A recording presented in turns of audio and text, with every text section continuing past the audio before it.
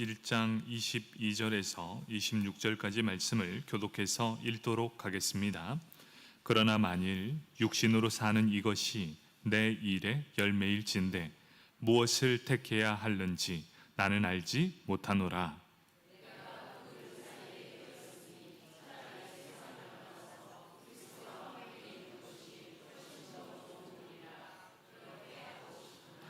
내가 육신으로 있는 것이 너희를 위하여 더 유익하리라.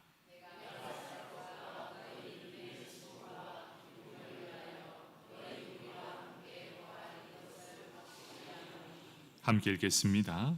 내가 다시 너희와 같이 있으므로 그리스도 예수 안에서 너희 자랑이 나로 말미암아 풍성하게 하려 함이라. 아멘. 성가대에 찬양이 있겠습니다.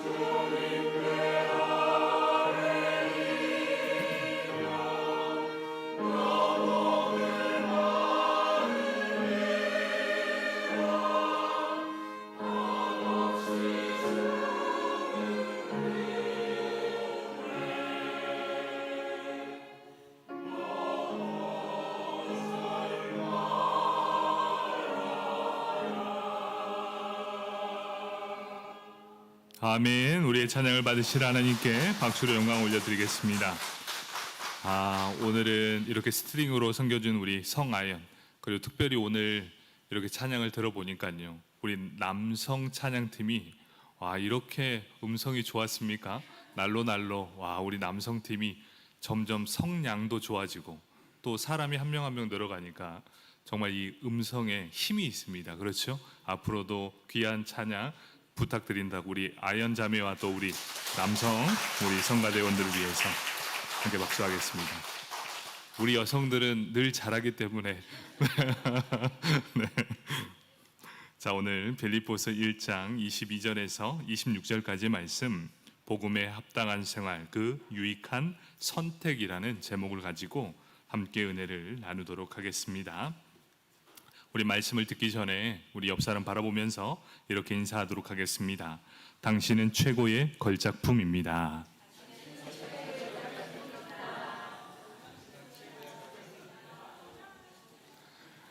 여러분은 하나님 앞에 최고의 걸작품입니다. 그 이유가 뭔지 아십니까? 하나님은 여러분을 선택하셨다는 겁니다. 우리의 잘남도 아니고 하나님의 은혜로 우리는 하나님 앞에 선택을 받았습니다. 이 하나만으로도 우리는 충분한 걸작품이 될 수 있습니다. 왜냐? 우리의 잘남도 아니요, 하나님의 손에 잡힌 최고의 작품이기 때문에 그렇습니다. 우리는 하나님 앞에 최고의 걸작품입니다. 이러한 자존감이 높은 우리 성도님 되길 축복합니다. 아멘. 하나님께서 우리를 선택하셨습니다. 그렇다면 우리는 하나님 앞에 선택받은 자입니다. 그렇다면 하나님이 우리를 선택하셨다면 우리는 어떻게 살아야 하는가? 하나님의 자녀답게 사는 것, 그것이 바로 복음에 합당한 삶입니다. 여러분, 요즘 날씨가 35도가 넘어가고 있습니다. 참 더우시죠? 이렇게 더운데 여러분, 한 가지 기억해야 될 것이 있습니다. 여름은 더운 게 맞습니다. 지금 여름입니다. 그렇죠? 여름이 추우면 그건 절대 여름이 아니죠. 여름은 여름다워야 여름답습니다. 그 여름답다가 뭡니까? 더워야 됩니다. 더워야 여름입니다. 마찬가지로 우리가 왜 이런 얘기를 하냐면, 성도가 성도다우려면 우리가 어떻게 살아야 되는가를 한번 생각해 봐야 된다는 것이죠. 날씨도 날씨답게 더운 것처럼 우리도 하나님의 걸작품답게 살아가는 것, 그것이 하나님께서 우리에게 원하시는 삶일 것입니다. 바로 이러한 인생을 사시는 저와 여러분이 되길 축복합니다. 아멘. 그렇다면 우리가 한 가지 기억해야 될 것이 있습니다. 복음에 합당한 인생, 하나님의 걸작품 같은 인생을 사는 우리가 어떻게 살아가야 하는가? 우리는 복음에 대해서 한번 생각해 보아야 합니다. 어찌 보면 우리가 복음을 생각할 때 세 단계로 나누어서 볼 수 있습니다. 첫 번째, 복음을 받은 사람. 그리고 두 번째, 전해지는 복음의 내용. 세 번째, 복음을 전해준 사람. 이 세 가지를 꼭 살펴봐야 한다는 것이죠. 그러면 먼저 복음을 받는 사람, 우리는 어떻습니까? 예수 그리스도를 믿고 따르는 모든 자에게 복음의 능력과 복을 부어 주십니다. 어떤 복입니까? 자녀됨의 축복과 죄사함의 축복을 우리에게 더해 주셨다는 것입니다. 받는 편에서 복음은 우리를 자유롭게 하셨습니다. 죄의 짐을 벗어버리고 하나님의 자녀와 죄사함을 받게 하셨습니다. 하나님의 자녀가 되고 죄사함을 받게 되면 우리에게 주어지는 것이 무엇이냐? 사망의 굴레에서 벗어나 영원한 생명을 얻을 수 있게 된다. 바로 그것이 복음을 받는 모든 사람들에게 주어지는 특권입니다. 하나님의 자녀, 죄사함, 이 두 가지를 받게 되면 사망에서 영생으로 옮겨지는 인생을 살게 된다. 바로 이것이 복음을 받는 우리입니다. 그렇다면 우리가 전해지는 복음의 내용을 한번 생각해 보셔야 합니다. 예수님께서 십자가에서 죽으셨습니다. 그리고 3일 만에 부활하셨습니다. 그 이후 제자들에게 나타나 보이셨습니다. 그리고 그들을 향해 이렇게 말씀합니다. 만민에게 복음을 전파하라, 이렇게 당부해 주셨습니다. 마태복음에서 기록된 이 마태는 이 말씀을 이렇게 말씀하고 있습니다. 너희에게 분부한 모든 것을 가르쳐 지키게 하라. 이렇게 말씀하고 있습니다. 그렇다면 이 복음이란 어떤 의미입니까?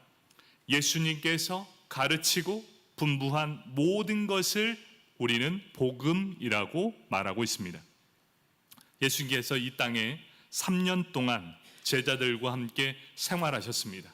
그리고 친히 본을 보이셨습니다. 그리고 행하신 모든 것을 자세히 연구하고 그 발자취를 따르는 것이 중요하게 된 것이죠. 그래서 복음서를 4권이나 쓰게 된 것이죠. 3년 동안의 생활을 다 집약해서 어떠한 삶을 살았고 그 인생을 가르쳐 지키게 하는 것이 어떠한 것인가, 바로 이 복음서의 귀한 은혜입니다. 그렇기 때문에 우리는 착각하면 안 됩니다.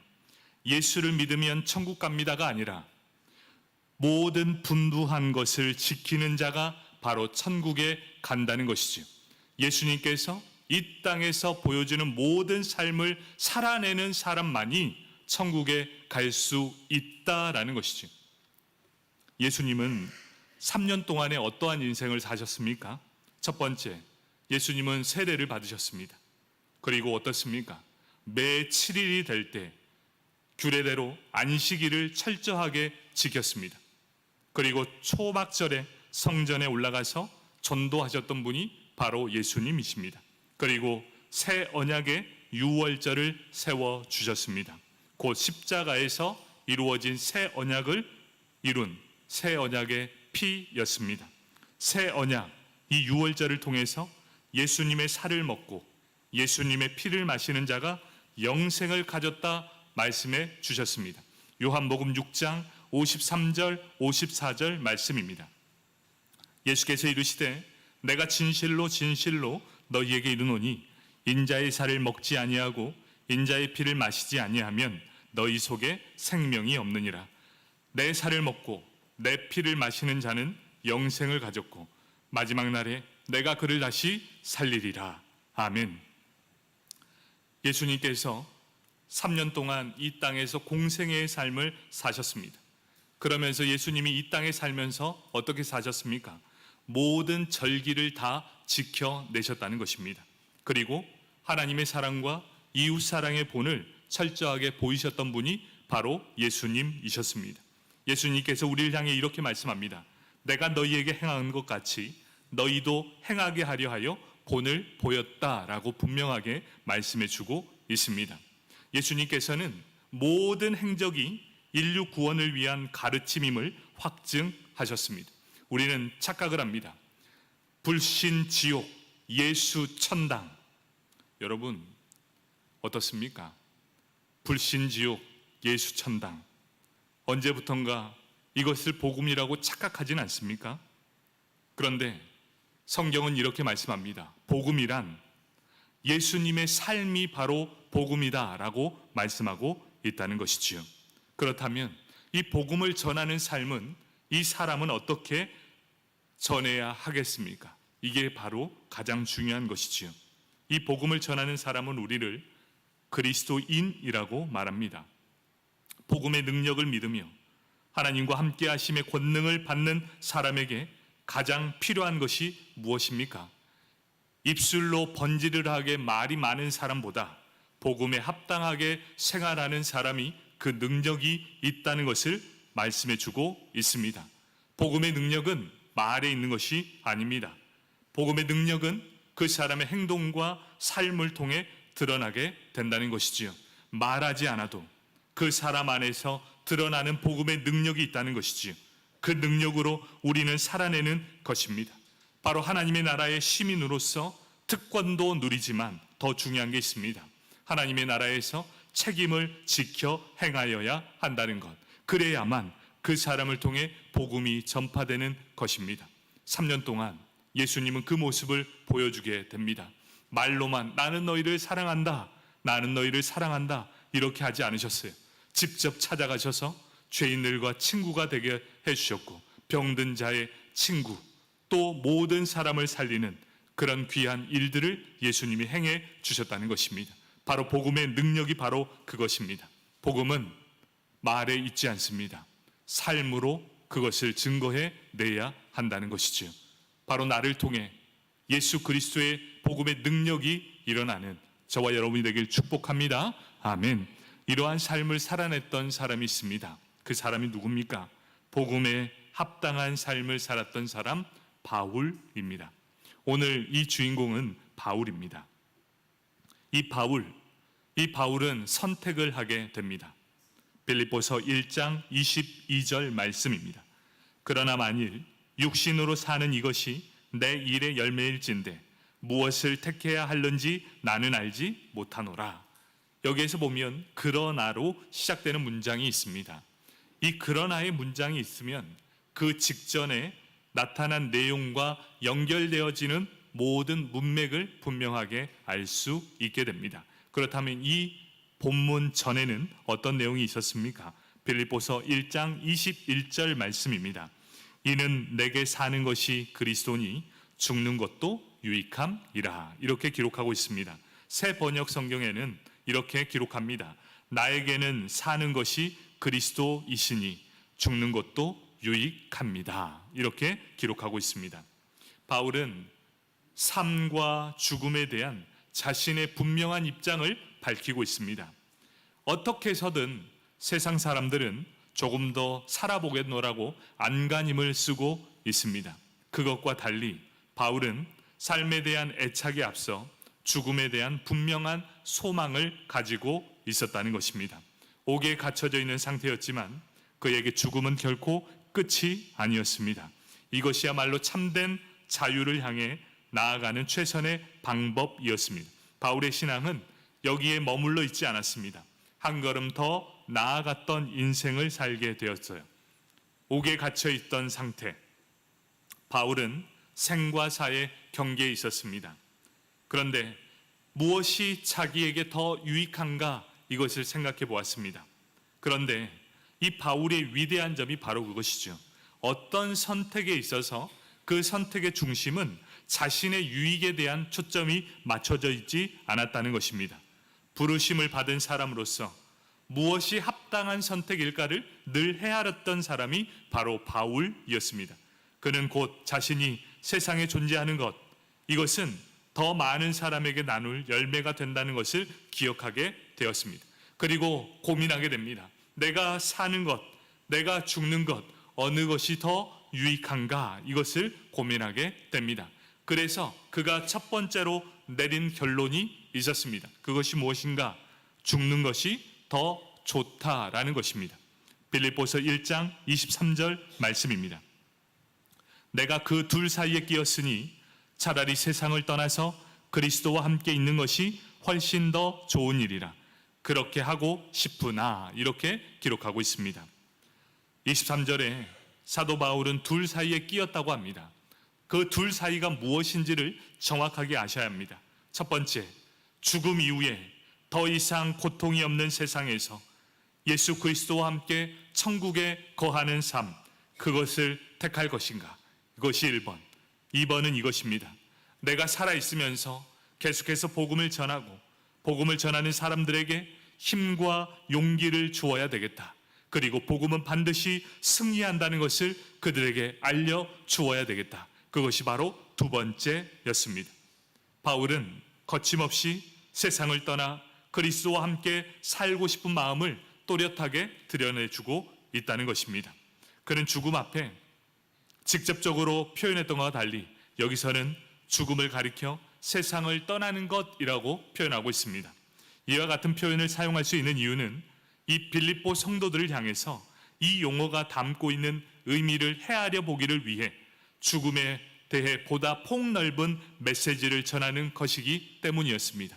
이 용어를 사용한 이유가 있었습니다. 그렇다면 우리가 한번 이 죽다, 떠나다 라는 이 번역된 원어를 한번 살펴보기를 원합니다. 이 떠나다로 번역된 원어는 아날티오입니다. 이것은 풀리다, 풀다 라는 뜻을 가지고 있습니다. 그렇다면 이 의미가 주는 첫 번째 이유가 무엇입니까? 떠나다, 이 풀리다, 풀다의 첫 번째 의미는 문제를 풀다라는 의미를 가지고 있다는 것입니다. 이 의미가 무엇입니까?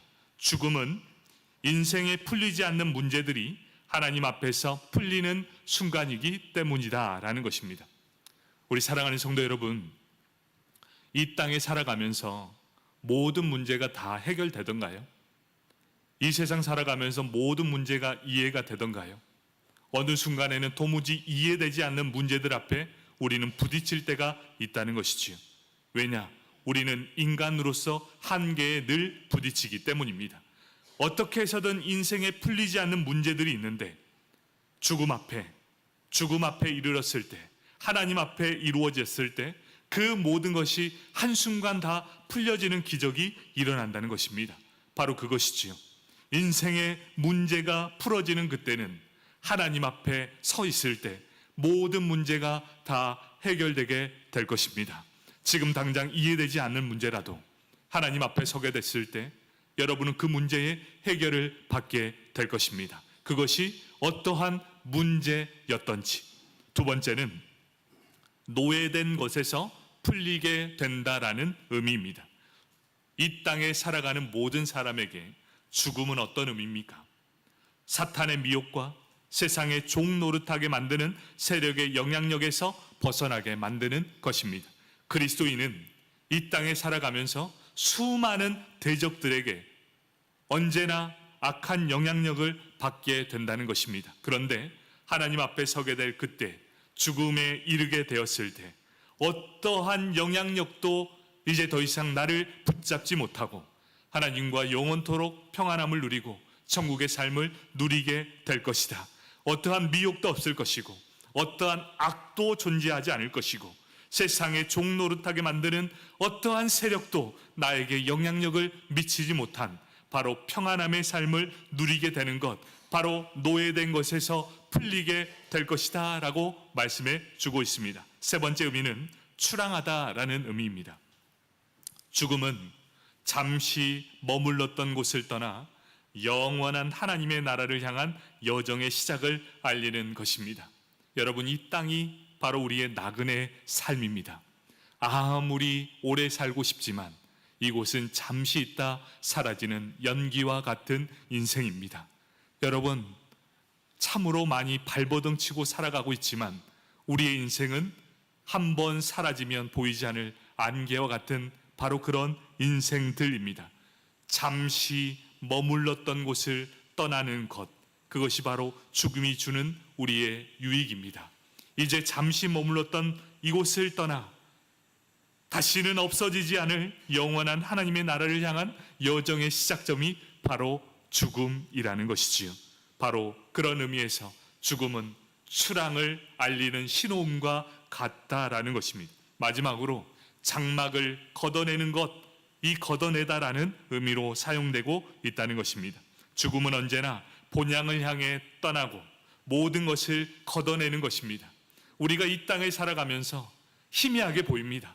천국이 있는 것 같기도 하고 없는 것 같기도 하고 거짓인 것 같고 참인 것 같지만 죽음이 딱 우리 앞에 다가서게 될 그때에 이 모든 안개와 같이 우리의 모든 것들을 희미하게 만들었던 모든 장막이 거쳐지게 될 것이고 바로 그때 천국의 귀한 본향을 바라보게 될 것이다. 이렇게 말씀해 주고 있습니다. 바울은 특별히 이 의미를 되살리기 위해서 죽음이라는 의미보다 바로 세상을 떠나는 것이라는 표현을 사용하게 된 것이지요. 여러분 어떻습니까? 이 정도의 죽음이라면 한번 죽어보고 싶지 않습니까? 바울은 마음속 깊이 그런 마음이 있었어요. 나는 그런 죽음을 빨리 맞고 싶다. 이 땅에서 모든 무거운 짐을 다 내려놓고 내가 그토록 소망하고 원하는 그 천국을 바라보고 싶습니다. 죽음에 대한 깊은 이해를 가진 이 바울은 이제 자신의 인간적인 마음을 넘어선 자신의 입장을 전합니다. 저는 정말 죽고 싶습니다. 정말 죽어서 하나님과 함께 하고 싶습니다. 그런데 그는 개인적으로 죽는 것이 더욱 유익하다고 말하고 있으면서도 육신을 떠나 그리스도와 함께 육신은 장막을 모두 걷어버리고 주님과 함께 있을 이 욕망을 의미하고 있다는 것이지요. 그는 죽어서 사랑하는 예수 그리스도와 함께 영원한 천국에 있기를 원했습니다. 모든 십자가를 벗어버리고 평안히 안식을 얻을 수 있기를 원하는 바로 인간적인 바울의 마음이었습니다.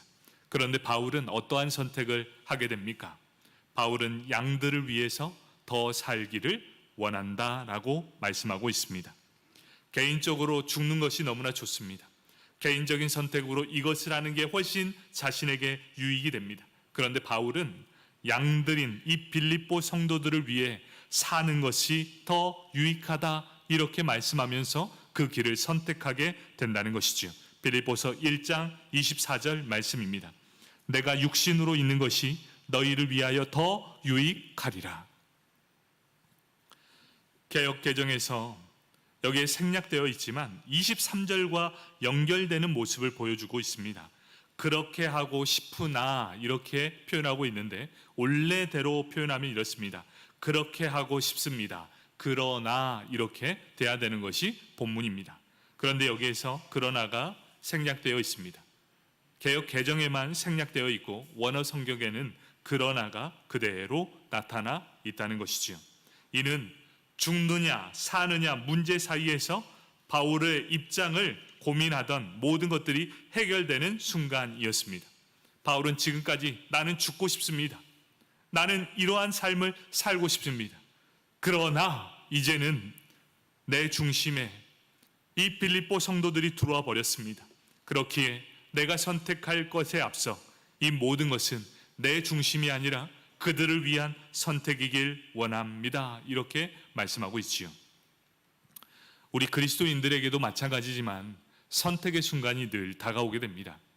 여러분도 늘 선택의 입장에 서 있을 것입니다. 과연 나는 어떤 것을 선택할 것인가? 여러분, 우리 그리스도인들에게 선택이라는 가장 중요한 점에서요, 우리가 선택하는 가장 쉬운 방법이 있습니다. 그 선택에 있어서 이 하나만 넣어 주십시오. 그 하나가 무엇입니까? 만약 예수님이셨다면 어떠한 선택을 하셨을까입니다. 이것만 넣으시면 우리 모든 선택에서 합당한 일을 얻을 수 있게 될 것입니다. 여러분, 어떤 선택에 있어서 예수님은 어떠한 선택을 했을까? 과연 예수님은 이러한 선택에서 무엇을 했을까라는 고민을 해본다면 그 선택은 너무나 분명하고 확고해질 것입니다. 화려하지 않는 길, 바로 좁은 길을 선택하라고 할 것이고, 남들이 다 가는 길이 아니라 조금 어렵지만 나와 함께 이 길을 가자라고 말씀해 주실 것이기 때문입니다. 바로 예수님과 함께하는 그 길은 좁은 길이 될 것입니다. 하지만 그 길 끝에 하나님은 그토록 원하시는 바로 천국이 기다리고 있을 것임을 믿습니다. 바로 예수님이 이 세상에 오신 이유가 그것입니다. 십자가에서 죽으심의 고난을 당한 이유가 바로 그것입니다. 어떤 이유입니까? 자신의 유익을 위한 것이 아니라 모든 사람을 살리기 위해 죄인된 우리를 향한 하나님의 사랑을 그대로 보여주셨습니다. 바로 그 사랑이 우리를 살리게 되었습니다. 그 사랑으로 우리는 지금 하나님의 아름다운 걸작품이 되었다는 사실입니다. 바울도 마찬가지였습니다. 바울이 지금 시간을 들여 편지를 쓰고 있습니다. 여러분, 바울이 지금 시간이 많아서 편지를 쓰는 게 아닙니다. 지금 바울의 입장은 어떤 입장입니까? 생과 사를 왔다 갔다 하는, 바로 자신에게 주어진 시간이 얼마 남지 않았음을 인식한 상태에서 편지를 써 내려가고 있다는 것입니다. 여러분, 이 시간은 어떤 시간일까요? 이 시간은 단순히 시간이 아니라 생명을 의미하는 것입니다. 나에게 주어지는 단 10분, 나에게 주어지는 단 5분이라도 나는 이 시간을 빌립보 성도들을 향해 간절한 마음으로 생명을 다해 이 시간을 쓰겠습니다 라는 의미에서 이 빌립보서를 쓰고 있다는 것이죠. 여러분, 이 빌립보서가 그래서 우리에게 너무나 소중한 책입니다. 자신의 생명을 갈아 넣은 것이기 때문이지요. 자신의 생명과 바꿀 만큼 빌립보 성도를 뜨거운 마음으로 사랑했기에 이 편지를 쓰고 있다는 것입니다. 내 일생에서 가장 소중한 시간, 이 단 몇 시간이라도 빌립보 성도들을 향해 내 생명을 드리겠다 라는 마음으로 쓴 책이 바로 빌립보서입니다. 그렇기에 이 바울은 간략하게 결과만 기록했어도 됐습니다. 그런데 이 내용을 보면 그 과정을 여과 없이 보여주고 있습니다. 나는 지금 이러한 고민을 하고 있습니다. 나는 이러한 선택을 할 수 있는데도 이러한 선택을 했습니다. 바로 이러한 문제를 가지고 나는 지금도 결정하고 있습니다. 이러한 믿음의 진보와 또 이러한 기쁨을 위해 나아가고 있습니다. 왜 이렇게 하고 있을까요? 혹여나 이 땅을 살아가는 그리스도인들에게 나와 같은 고민을 하고 있는 그들을 위해 해답을 제공해 주기 위해서 있습니다. 절대로 고민하지 마십시오. 내가 어떤 결정을 하는 것에 있어 과연 어떤 것이 나에게 더 유익한가라는 걸 결정하는 순간 예수님이라면 어떠한 마음으로 결정할 수 있었을까? 바로 그것을 고민했던 사람이 바울이었습니다. 바로 그들을 위해 믿음의 진보를 이루고 기쁨이 보다 가까운 거리로 이끌 수 있기를 원하는 마음에서 지금 빌립보서를 쓰고 있다는 것이죠. 우리 마지막으로 바울이 그럼 살고자 했던 이유가 무엇일까요? 이제 죽어도 나는 너무나 행복한 인생, 이제 더 이상 아픔이 없고 슬픔이 없는 천국에서 영원히 누릴 수 있는 인생을 살 수 있습니다. 그런데 저는 그것을 선택하지 않고 여러분들을 선택합니다. 그 이유가 무엇입니까? 그가 이렇게 살고자 했던 이유가 무엇입니까? 빌립보서 1장 26절 말씀입니다. 내가 다시 너희와 같이 있으므로 그리스도 예수 안에서 너희 자랑이 나로 말미암아 풍성하게 하려 함이니라. 이렇게 말씀하고 있습니다. 성도들의 자랑이 되기 위해서였습니다. 이 말씀을 더욱더 풀어서 얘기하면 이렇습니다. 지금 바울은 빌립보 감옥, 이 감옥에 갇혀 있어요. 로마 감옥에 갇혀 있으면서 이제 빌립보서를 기록하고 있는 그때에 계속해서 기도하고 중보 기도를 했던 이 빌립보 성도들이 있었습니다. 하나님, 우리의 기도를 들어주십시오. 그래서 바울을 감옥에서 풀어주십시오.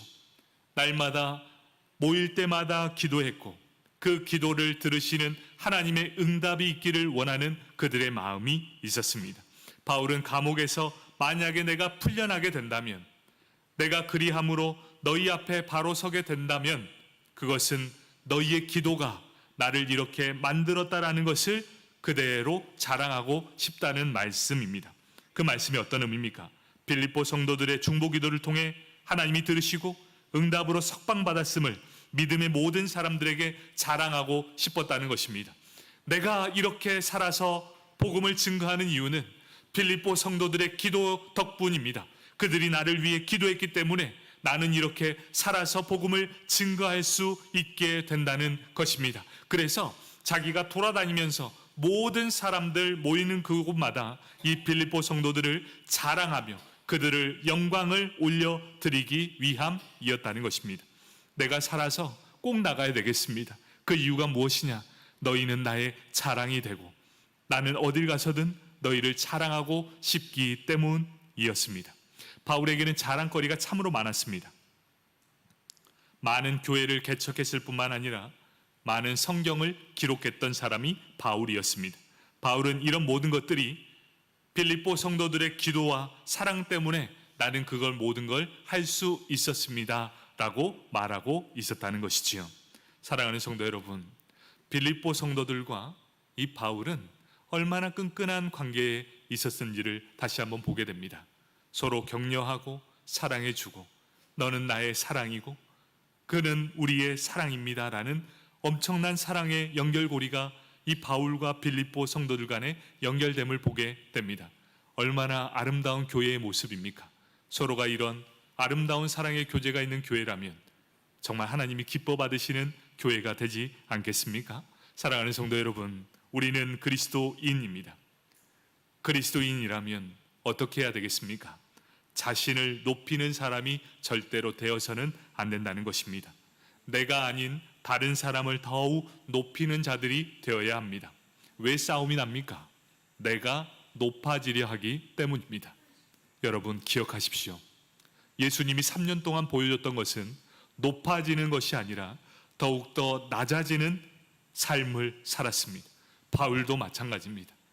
그의 일생 전부가 자신을 높이는 인생이 아니라 자신을 낮추며 섬김과 헌신의 삶을 살았던 인생을 그대로 보여주게 되었다는 것이지요. 우리 인제장로교회는 어떤 교회입니까? 서로의 높음을 자랑하는 교회입니까? 아니면 내가 더욱 낮은 자의 위치에서 더욱 섬기는 자의 모습으로 나아가는 모습들입니까? 복음의 능력은 바로 거기에 있습니다. 높아지려는 자들에게 있는 것이 아니라 더욱 섬김의 자세에서 더욱 낮아지며 서로 사랑을 나누는 사람, 바로 그들을 통해 하나님의 놀라운 복음이 역사하게 될 줄 믿습니다. 바로 다른 사람을 더욱더 자랑하면 됩니다. 너무나 쉽지 않습니까? 다른 사람의 장점을 보고 더 높여주십시오. 그러면 자동적으로 우리도 높아지게 될 것입니다. 다른 사람의 장점은 눈을 감아주십시오. 다른 사람의 장점이 있다면 그 사람을 높여주십시오. 그 곳에 하나님의 놀라운 임재가 임하게 될 것입니다. 말씀을 정리하도록 하겠습니다. 부활하신 예수님께서 이 땅에 오신 이유, 십자가의 고난을 감당하신 이유는 분명합니다. 자신의 유익이 아니라 우리에게 더 큰 유익을 주시기 위함이었습니다. 감옥에 갇힌 바울도 똑같은 삶을 결정하게 됩니다. 죽느냐 사느냐, 자신에게 있어 더 유익한 것이 무엇인지를 분명하게 알았습니다.